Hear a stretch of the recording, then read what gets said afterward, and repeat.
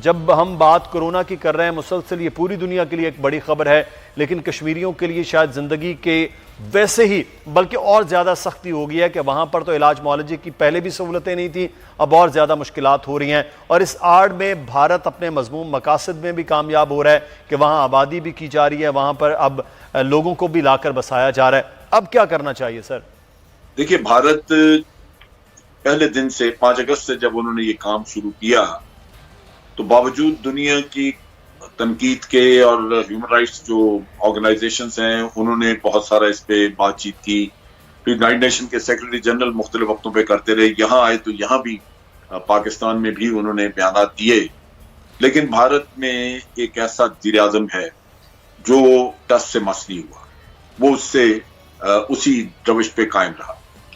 अब मुश्किल ये है कि इंटरनेशनल कम्युनिटी, उनकी सियासत में एक मुनाफकत है, एक अपने मकासद हैं, और वो उसकी वजह से इंसाफ का रास्ता इख्तियार नहीं करते, जिसकी वजह से आज कश्मीरी जुल्म और सितम का शिकार है।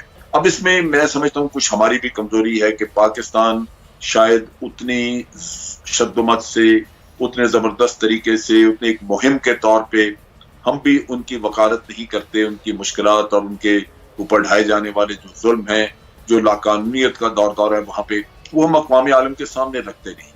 पाकिस्तान में सफीर मौजूद हैं, दूसरे मुल्कों में मुल्कों के G20 के लोग यहाँ मौजूद हैं, P5 है, ये वो मुल्क हैं जिनका असर रसूख मौजूद है, और हमने उनको बहुत एंगेज नहीं किया। वक्तन फक्तन फॉरेन ऑफिस में उनकी ब्रीफिंग्स होनी चाहिए थी, जो नहीं होती रही। और आज आपने देखा कि बाबर इफ्तिखार साहब को उन बाज़ इल्जामात का जवाब देना पड़ा जो पिछले कुछ अरसे से भारत लगा रहा था। ये चीज फॉरेन ऑफिस को भी करनी चाहिए थी, क्योंकि भारत जो इल्जाम आयद कर रहा है वो ना सिर्फ पाकिस्तान के लिए बदनामी का बायस बन रहे हैं, एक गलतफहमी पाकिस्तान के बारे में पैदा कर रहे हैं, बल्कि पाकिस्तान का रवैया यूं जाहिर किया जाता है भारत के ज़बानी जैसे पाकिस्तान को मुजरमाना हरकत कर रहा है। सही। जैसे कश्मीर में जद्दोजहद आज़ादी है और आपने पिछले 8-9 महीने से लोगों को कैद करके रखा हुआ है, तो लोग अगर वहां पे आज रिटेलिएट कर रहे हैं तो इसमें कसूर तो भारत का है कि जो जुल्म और सितम वो कर रहा है, उसके जवाब में लोग जो है वो बेचारे दीवार से लगा दिए गए हैं। लेकिन इल्जाम पाकिस्तान पे है कि आप दरअंदाजी करते हैं। फिर यहाँ से LOC के ऊपर वायलेशन की जाती है और कहा जाता है कि जनाब ये लॉन्च पैड थे पाकिस्तान साइड पे, जहां से दरअंदाज आने थे, हमने वहां पे उनको एलिमिनेट किया है। ये चीजें वो हैं जो कि हमने आगे भी गैर मुल्की सफीरों को दिखाई हैं, लेकिन हर दफा ये झूठा प्रोपेगेंडा जब होता है तो हमें उसको काउंटर करने का अरेंजमेंट करना चाहिए, बड़ा फौरी तौर पे काउंटर करना चाहिए, उसके लिए जराए मौजूद है। इसी तरह आप देखिए कि नेपाल के रास्ते उन्होंने कहा कि जनाब यहाँ से पाकिस्तानी जो कि बीमार है, जिनको कोरोना वायरस की इन्फेक्शन है, वो यहाँ से भेजे जा रहे हैं ताकि यहाँ इन्फेक्शन फैले। यानी इतना मजा का खेज इल्जाम कि जो बेचारा खुद इन्फेक्टेड है वो अस्पताल में जाएगा इलाज के लिए या वो भारत फैलाने के लिए जाएगा इतने लंबा सफर तय करके। ये वो चीजें हैं जो कि दुनिया के सामने ये बार बार के इल्जामात और ये वो तमाम तर चीजें हैं जिसको बिल्कुल पूरी दुनिया भी देख रही है कि किस तरह के मज़ा का खेज मामलात हैं वो, और दूसरा LOC के खिलाफ वर्जियां भारत मुसलसल भी करे। बहुत शुक्रिया जनरल अमजद शोएब साहब, सीनियर दिफाई तजज़ियाकार हमारे साथ मौजूद थे और इस वक्त आपको बताएं, और हम बात करेंगे इस वक्त के असल हकीकत क्या है और हम इस वक्त किस पोजीशन में खड़े हुए हैं, अगले आने वाले दिनों में पाकिस्तान कहां पर होगा इस मरस में। डॉक्टर अताउर रहमान साहब हमारे साथ मौजूद हैं। डॉक्टर साहब इस टास्क फोर्स को हेड भी कर रहे हैं जो कोरोना से मुतालिक तमाम तर चीज़ें चल रही हैं। बहुत शुक्रिया डॉक्टर साहब आपके वक्त का। सर, आपने चंद दिन पहले भी हमारे प्रोग्राम में ये बात की कि हमारे पास टेस्टिंग जो कैपेसिटी है वो कम है, उसको बेहतर किया जा रहा है। आपने अपनी यूनिवर्सिटी से उठाकर इंडस हॉस्पिटल में भी कुछ मशीनें भिजवाई, वहाँ की कैपेसिटी बढ़ी। अब हम टेस्ट जैसे बड़े हैं, हमारे पास मरीजों की तादाद बढ़ रही है। ये वाकई टेस्ट की बदौलत ही मरीजों का मालूम हो रहा है या हमारे अब बड़ी तेजी के साथ मरज भी फैल रहा है लोगों में? जी शुक्रिया, बिस्मिल्लाहिर्रहमानिर्रहीम। दरअसल ये मरज बहुत तेजी से बढ़ रहा है, टेस्टिंग नाकाफ़ी है, 6-7 हज़ार टेस्ट कर रहे हैं आप, जबकि आपके पास 60-70 हज़ार टेस्ट कम अज़ कम करने चाहिए थे आपको, ताकि अंदाज़ा होना शुरू होता कि सिचुएशन क्या है। 22 करोड़ अफराद हैं आपके पास, तो टेस्टिंग तो नाकाफ़ी है। टेस्टिंग से आपको कोई बिल्कुल अंदाज़ा नहीं हो रहा कि बीमारी किस हद तक फैल रही है और कहाँ तक फैल चुकी है। जो आपकी टेस्टिंग कैपेबिलिटी है, इस वक्त 25 मशीनें हैं तकरीबन, PCR मशीन्स जो इस वक्त ऑपरेट कर रही हैं जिनकी कैपेसिटी कोई 20,000 टेस्ट रोज़ाना है, वो भी अपनी कैपेसिटी पे नहीं फंक्शन कर रही। हम सिर्फ 20,000 के बजाय 6-7,000 टेस्ट कर पा रहे हैं। तो और रैंडम टेस्टिंग जो है वो तो नहीं हो रही है। पंजाब ने अनाउंस किया था कि वो शुरू करेंगे इस हफ्ते। रैंडम टेस्टिंग का मतलब ये है कि वो लोग जिनमें कोई बीमारी की अलामत नहीं है उनको टेस्ट करना। जब तक वो आप बड़े पैमाने पे नहीं करेंगे, जब तक आपको पता ही नहीं चलेगा कि कितने % लोग इस बीमारी में मुब्तला हो चुके हैं। यही एक राज था चाइना का, साउथ कोरिया का, दूसरे ममालिक का। चाइना में तो बिल्कुल लॉकडाउन ही कर दिया था, लेकिन साउथ कोरिया में और जर्मनी में उन्होंने बहुत बड़े पैमाने पे टेस्टिंग शुरू करी, उससे पता चला उनको, और फिर उन्होंने फिर उसी हिसाब से अपना लॉकडाउन जो है उसके साथ टेलर किया।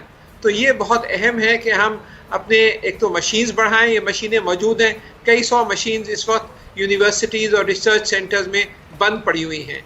टेक्नीशियंस जो हैं जो ऑपरेट कर सकते हैं उनको, वो घर में बैठे हुए हैं। अगर इस वक्त मेरी ये राय होगी कि अगर national disaster management authority announce कर देती है कि जो यूनिवर्सिटी या रिसर्च सेंटर इस तरह की मशीन देगा तो उसके एवज वो 50 लाख रुपए उसको सेंटर को देंगे ताकि वो नई मशीन इंपोर्ट कर सकें।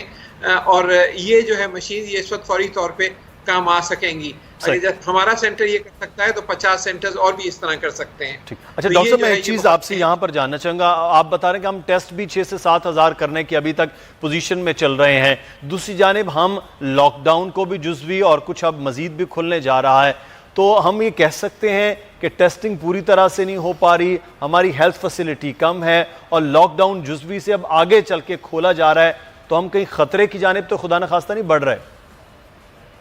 बिल्कुल ख़तरे की जानिब बढ़ रहे हैं। और जो डायरेक्टर जनरल WHO ने इसीलिए कहा है कि जुलाई के वस्त तक ये जो इस वक्त 10 या 11 हज़ार तादाद है पेशेंट्स की, ये बढ़ के 2 लाख तक पहुंच सकती है जुलाई के वस्त तक। अच्छा। तो एक बहुत, अभी फेज़ 1 से हम फेज़ 2 की तरफ जा रहे हैं, तो बहुत तेज़ी से आप देखेंगे ये बढ़ेगा।